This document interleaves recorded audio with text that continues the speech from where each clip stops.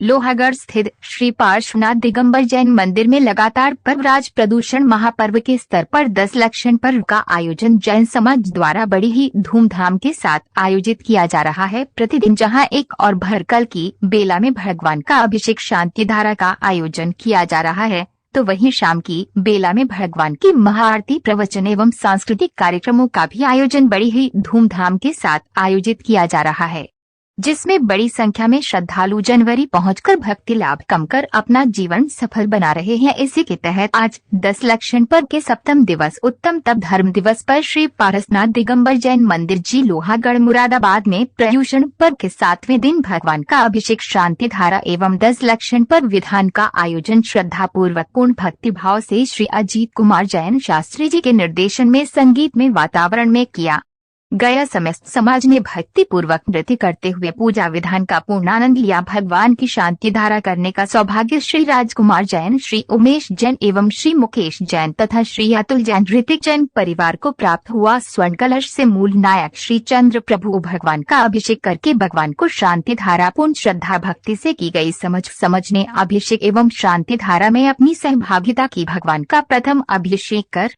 कलसन से करने का सौभाग्य श्री सुभाष जैन, श्री आकाश जैन, श्री अमन जैन एवं चिरंजीवी नमन जैन को प्राप्त हुआ। सभी ने प्रफुल्लित मन से अभिषेक किया। अभिषेक एवं शांति धारा से प्राप्त गांधोड़ को प्राप्त कर स्वयं को सौभाग्यशाली माना और मंत्र उच्चारण करते हुए सभी धार्मिक अनुष्ठानों की क्रिया सफल की गई। सायंकाल श्री पारसनाथ दिगंबर जैन मंदिर में भगवान के संगीत से परिपूर्ण आरती की गई। आरती के पश्चात भक्तांबर दीप आराधना 48 दीपों द्वारा मंत्र उच्चारण के साथ की गई। पंडित श्री अजीत जैन शास्त्री जी द्वारा शस्त्र प्राविधिक वचन के माध्यम से उत्तम तप धर्म को विस्तृत व्याख्या की गई। विषय कथाओं का त्याग करके संयम धारण करना ही तप धर्म है। तप करके ही मोक्ष मार्ग पर चलना संभव है। तप धर्म के प्रकार और धर्म अनुसार आचरण का महत्व बताया गया। शास्त्र प्रवचन के पश्चात शास्त्र आधारित प्रश्न मंच का आयोजन किया गया तथा मंदिर के समय से आने वाले श्रद्धालुओं के मध्य लकी ड्राइविंग निकल गए। सभी प्रतिभागियों को पुरस्कृत किया गया। सांस्कृतिक कार्यक्रमों का आरंभ मंगलवार चरण के माध्यम से किया गया। सारेगामापा अंताक्षरी प्रतियोगिता का आयोजन टीमें बनाकर किया गया। भजन राउंड, प्रश्न राउंड इत्यादि करते हुए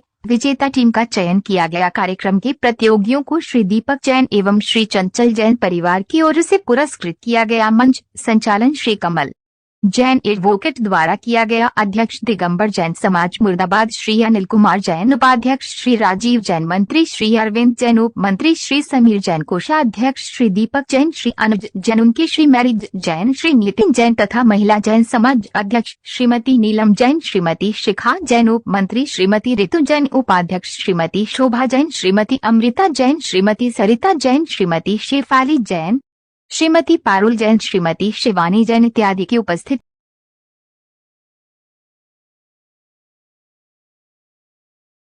जेठ का महीना था, हरी घास में हार लाइट ध्यान नहीं सकता था, क्या करूं। थोड़ी देर में उसके दिमाग में छल आया। इस मनुष्य की फितरत ही छली है। इसके जेहन में, इसके अंग अंग में, इसके नस नस में जहर भरा हुआ है। ये मनुष्य ने हमेशा दूसरे को छला है, इसलिए ही तो इस मनुष्य का हुआ न कभी भला है। इस मनुष्य ने हमेशा छला है। इसके सामने जब भी परेशानी आती है, ये छल छिद्र के उपाय खोजता है। जैन धर्म के कहे हुए उपायों पर ये चलना पसंद नहीं करता है, बल्कि छल के उपायों का सहारा लेना चालू करता है। और उस कुम्हार ने भी छल का सहारा लिया। बाजार गया और एक चश्मा ले आया, जिस चश्मे के कांच हरे थे। जिस चश्मे के कांच कैसे थे? हरे थे। तिलक का भी प्रसंग बना था कि राज तिलक होने वाला था, बधाइयां बज रही थी, है ना, सहनाइयां बज रही थी। उस समय खूब बधाई लोगों ने गाई, लोग नाचे। और सीता हरण का भी प्रसंग आया था, जो दुख का प्रसंग था। लेकिन तुम दोनों में ही रोते रह गए। सीता के हरण में रोते तो हमारी बात समझ में आ रही थी, लेकिन तुम भगवान के राज तिलक के प्रसंग के समय भी रो रहे थे। ये क्या चक्कर था? बोले महाराज सच सच बोल दूं कि झूठ झूठ बोल दूं? बोले सच सच बोल। कोई न लेना था न देना था। जब आप रामायण करते थे तो आपकी दाढ़ी हिलती थी, क्या होता था? दाढ़ी खिलती थी, और वैसे ही दाढ़ी मेरे बकरे की थी और वो बकरा मर गया। और जब वैसे ही दाढ़ी मेरे बकरे की थी और वो बकरा मर गया, और जब भी आपकी दाढ़ी हिलती थी मुझे मैं रोना चालू कर दिया। बोले विवेचन किया है श्री रामचंद्र जी के चरित्र का विवेचन करने वाला जो जैन धर्म के अंदर में ग्रंथ है, उस ग्रंथ का नाम पद्म पुराण है, और उसको आचार्य भगवान रविशरण स्वामी ने अपनी प्रशस्त लेखनी से लिखा। उसमें और इस कथानक में थोड़ा सा आपको अंतर मिल सकता है, उसको गौण कीजिएगा, और उस दृष्टांत से हमें दृष्टांत यानी सीख क्या मिल रही है, शिक्षा क्या मिल रही है, उस शिक्षा को समझने का थोड़ा सा प्रयास कीजिए। रामचंद्र जी एक महापुरुष थे। हमारे जैन धर्म के अंदर में बलभद्र की उनकी संज्ञा थी। श्री रामचंद्र जी की संज्ञा क्या थी?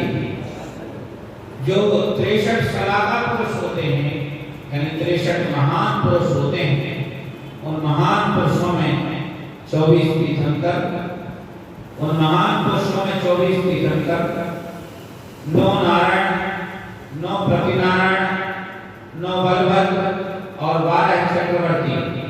इस तरह से इनकी संख्या निर्धारित की गई है। कमल भाई सबकी गिनती करो, कितने हो गए? 24 तीर्थंकर, 12 चक्रवर्ती, 9 नारायण, 9 प्रतिनारायण और 9 बलभद्र। बराबर प्रतिशत हो गए ना? कोई गलती तो नहीं है? ठीक है। तो ये महापुरुष हुआ करते हैं। तो जो बलभद्र थे वे श्री रामचंद्र जी थे, लेकिन सादा कर्म की बलिहारी और सादा कर्म की धार उनकी साथ जीवन के अंतिम चरण तक बहती रही। कहते हैं कि प्रत्येक व्यक्ति के जीवन में एक पल संघर्ष में होता है, या तो वह बचपन संघर्ष में गुजरे, या जवानी संघर्ष में गुजरे, और या बुढ़ापा संघर्ष में गुजरे। और जिस व्यक्ति का एक भी पल संघर्ष में नहीं गुजरता, समझ लीजिए कि उसने अपनी पूरी की पूरी पूंजी को खा लिया है और उसकी गति खराब होने वाली है। एक पल कम से कम संघर्ष में गुजरने से व्यक्ति के अंदर में जो जमीन से जुड़े रहने की क्षमता पैदा होती है, और धर्म और पाप, पुण्य और पाप के बीच की जो रास्ता है उसका वो अन्वेषण कर पाता है, उसको भली प्रकार से वो समझ पाता है। श्री रामचंद्र जी कहने के लिए तो महान पुरुष थे, लेकिन उनके जीवन का भी एक जो अवस्था गई, एक जो युग गया, वो बड़ा संघर्षमय हो गया। संघर्षमय